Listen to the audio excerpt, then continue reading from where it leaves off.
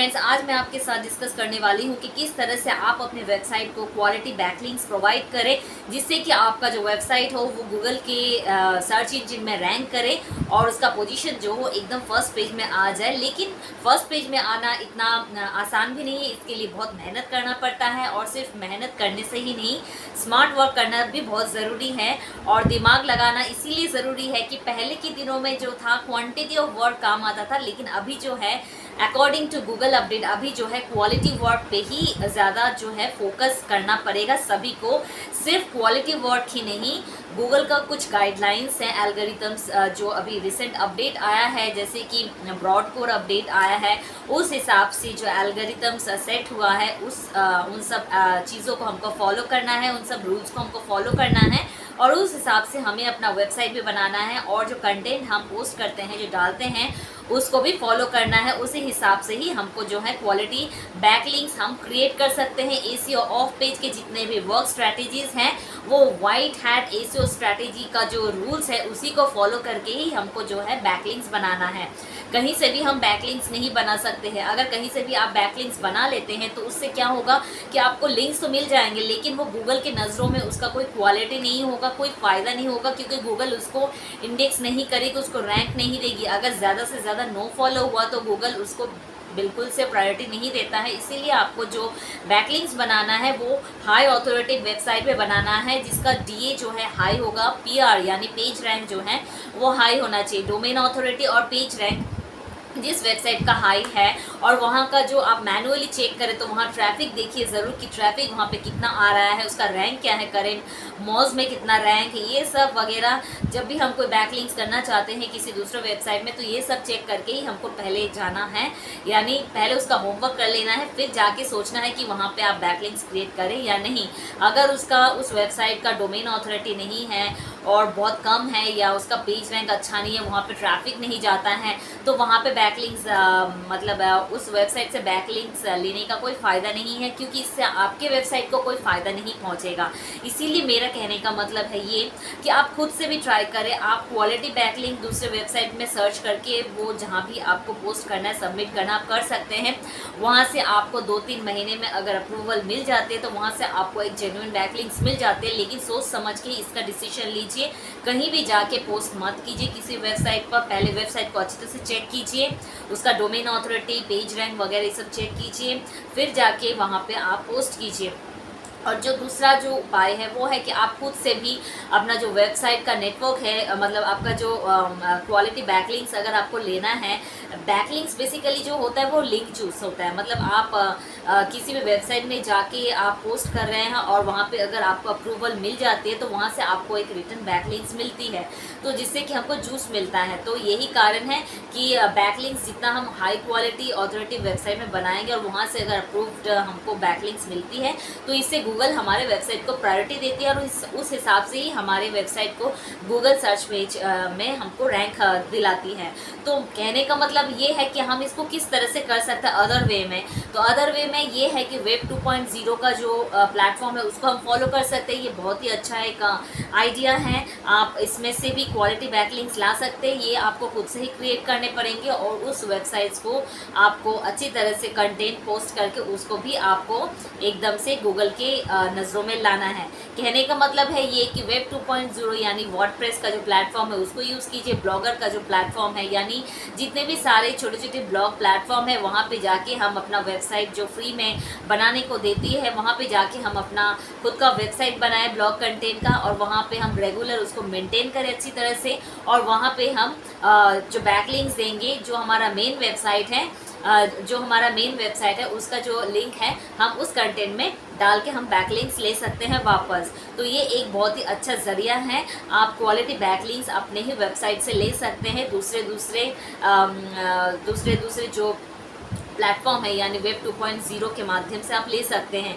तो wordpress.com जो है यहाँ पे आप फ्री अपना वेबसाइट बना सकते हैं। यहाँ पे आप अपना वेबसाइट क्रिएट कीजिए, जो भी ब्लॉग आपका है, जो भी आपका वेबसाइट है, किसी भी ब्लॉग कंटेंट के ऊपर जो भी नीच है आपका, उस नीच के रिलेटेड आप बनाइए। जैसे आपका ब्यूटी रिलेटेड है तो ब्यूटी रिलेटेड नीच आप वहाँ पे बनाइए, वहाँ पे दूसरा कंटेंट दीजिए। मतलब ऐसा नहीं कि सिमिलर टू जो वेबसाइट आपका मेन है वैसा ही दीजिए, ऐसा नहीं बोल रही। ब्यूटी में बहुत सारे सेगमेंट है, है सेगमेंट आप डिफरेंट डिफरेंट कर दीजिए और फिर नया नया वेबसाइट क्रिएट कीजिए और वहाँ भी कंटेंट आप डालते रहिए रोज़, और वहाँ से ही आपको बैकलिंक्स जब आप अपना मेन वेबसाइट का लिंक वहाँ पे पोस्ट करते हैं तो ऑटोमेटिकली आपको वहाँ से एक बैकलिंक्स मिल जाती है।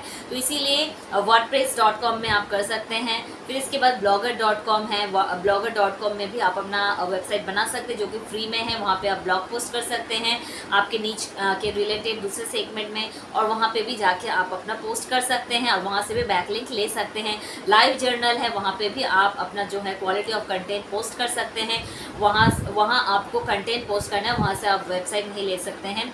wix.com है, वहाँ पे भी जाके आप अपना फ्री का वेबसाइट बना सकते हैं और वहाँ पे भी आप कंटेंट पोस्ट करके वहाँ से भी आप बैकलिंक्स जनरेट कर सकते हैं। तो ऐसा बहुत सारा जो है ब्लॉग का जो माध्यम है, प्लेटफॉर्म है वेब 2.0, वहाँ पे जाके हम अपना ब्लॉग पोस्ट कर सकते हैं। अपना वेबसाइट क्रिएट करके वहाँ पे हम अपना ब्लॉग पोस्ट कर सकते हैं। इसके अलावा जो है पिंटरेस्ट और कोड़ा जो है वो बहुत इम्पॉर्टेंट एक साइट है, सोशल मीडिया साइट है। वहाँ पे जाके आप अपने नीच रिलेटेड कोई भी क्वेश्चन चूज़ कर लीजिए और वहाँ उसका आंसर दीजिए, रिप्लाई दीजिए। वहाँ से भी आपको हाई ट्रैफिक मिलने की संभावना है। वहाँ पे भी आप रेगुलर पोस्ट कर सकते हैं, आर्टिकल पोस्ट कर सकते हैं और वहाँ पे भी आप अपने वेबसाइट का लिंक जो है आप छोड़िए, वहाँ से भी आपको हाई ट्रैफिक मिलेगा। और अगर गूगल वहाँ से आपके कंटेंट को इंडेक्स करती है तो आपकी जो वेबसाइट है उसको एक हाई रीच मिलती है और गूगल सर्च इंजन में ऑटोमेटिकली ऊपर आता जाता है उस जिस कीवर्ड को भी आप टारगेट करते हैं कंटेंट में। तो जो है कोड़ा बहुत इंपॉर्टेंट साइट है, टम्बलर बहुत इंपॉर्टेंट साइट है, लाइव जर्नल बहुत इंपॉर्टेंट साइट है, medium.com ये भी बहुत इंपॉर्टेंट साइट है। ये जो है यहाँ पे आप वेबसाइट नहीं क्रिएट कर सकते हैं, लेकिन ये जो प्लेटफॉर्म है यहाँ पे आप कंटेंट पोस्ट कर सकते हैं। आपका जो खुद का कंटेंट है वो पोस्ट कर सकते हैं और वहाँ क्वेश्चन आंसर भी आप कर सकते हैं। उस हिसाब से आपको हाई ट्रैफिक मिलती है। और अगर आपका यूनिक कंटेंट वहाँ पे आप पोस्ट करते हैं और बैकलिंक्स क्रिएट करते हैं वहाँ, तो वहाँ से भी आपको बहुत अच्छा रिस्पांस मिलता है। गूगल आपको प्रायोरिटी देती है। अगर आपका यूनिक कंटेंट कोरा में अगर आप पोस्ट करते हैं तो गूगल उस कंटेंट को बहुत प्रायोरिटी देती है और उस कंटेंट में अगर ऑटोमेटिकली ट्रैफिक आने लगता है तो बस आपका तो सोने पे सुहागा। तो इसीलिए वेब 2.0 और जो सोशल मीडिया के दूसरे जो भी प्लेटफॉर्म मैंने आपको बताया, जैसे कि आपका Quora, LiveJournal, Medium, Tumblr, Scoop, ये सारे जो प्लेटफॉर्म्स है ये कंटेंट के लिए बहुत ही बढ़िया है। हाई PR है ये और हाई डोमेन अथॉरिटी का वेबसाइट्स है। यहाँ से अगर आप बैकलिंक्स क्रिएट कर सकते हैं तो बहुत ही ज़्यादा अच्छा है आपके खुद के वेबसाइट के लिए और गूगल सर्च इंजन में रैंक करने के लिए और हाई ट्रैफिक लाने के लिए। ये था मेरा 2 टिप जो मैंने आपके साथ शेयर किया है कि डायरेक्टरी बुकमार्किंग ये सब पुराने हो चुके हैं। ये सब तो आपको करने ही है अगर नया वेबसाइट है तो, लेकिन क्वांटिटी अभी नहीं, अभी सिर्फ क्वालिटी देखना है और आपको जो कंटेंट है उसको फोकस करना है। कंटेंट जो है लॉन्ग टेल कीवर्ड्स के साथ आपका अगर पोस्ट होता है तो वो ज़्यादा अच्छा है, लेकिन कीवर्ड्स रेपिटेशन आप ज़्यादा ना करें। कीवर्ड डेंसिटी जो उसको दिमाग में रख के कीजिएगा, कीवर्ड स्टफिंग मत कीजिए। ये सारी चीज़ें जो है इसको आपको देख कर ही कोई कंटेंट बनाना है। और जो आपका खुद का वेबसाइट आप बना रहे हैं वहाँ पे आप मोर देन 1000 वर्ड्स का कंटेंट जो है पोस्ट कीजिए। यही मैं आपको सजेस्ट करूँगी। लॉन्ग कंटेंट जो है और that should be very informative, तो वो आपके वेबसाइट को रैंक करने में बहुत आसान करती हैं।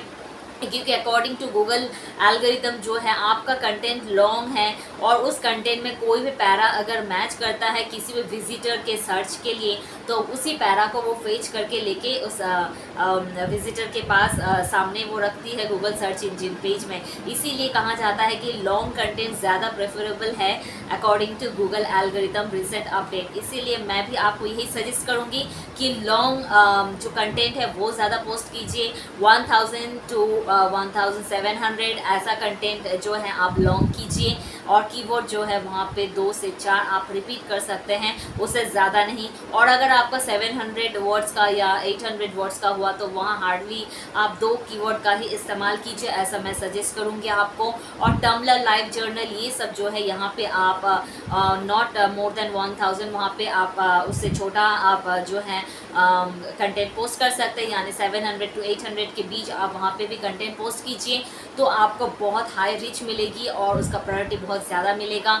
तो आई होप ये जो इन्फॉर्मेशन है जो मैंने आपके साथ शेयर की है यह आपकी ज़रूर काम आएगी। और इसके साथ साथ इमेज जो है बहुत बहुत इंपॉर्टेंट रोल प्ले कर रही है, इसीलिए अकॉर्डिंग टू योर कंटेंट जो आपका जो इमेज सूट करता है, मैच करता है उस कंटेंट में, तो वो इमेज ज़रूर दीजिए। इमेज साइज़ जो है उसको आप फॉलो कर लीजिए कि अकॉर्डिंग टू गूगल एल्गोरिथम जो अपडेट आया है उस हिसाब से आपको ब्लॉग पोस्ट का इमेज कितना रखना है वही साइज़ आप प्रेफर कीजिए और अपने ब्लॉग कंटेंट में या किसी भी आर्टिकल कंटेंट में डालिए। उससे ज़्यादा बड़ा पिक्चर इमेज ना डालें, क्योंकि इससे क्या होता है लोडिंग टाइम बढ़ जाता है और लोडिंग टाइम बढ़ जाने से होता है कि आपका जो है बाउंस रेट बढ़ जाता है, क्योंकि विजिटर्स के पास उतना टाइम नहीं होता है कि वो वेट करे कब वो वेबसाइट खुले या वो पेज खुले।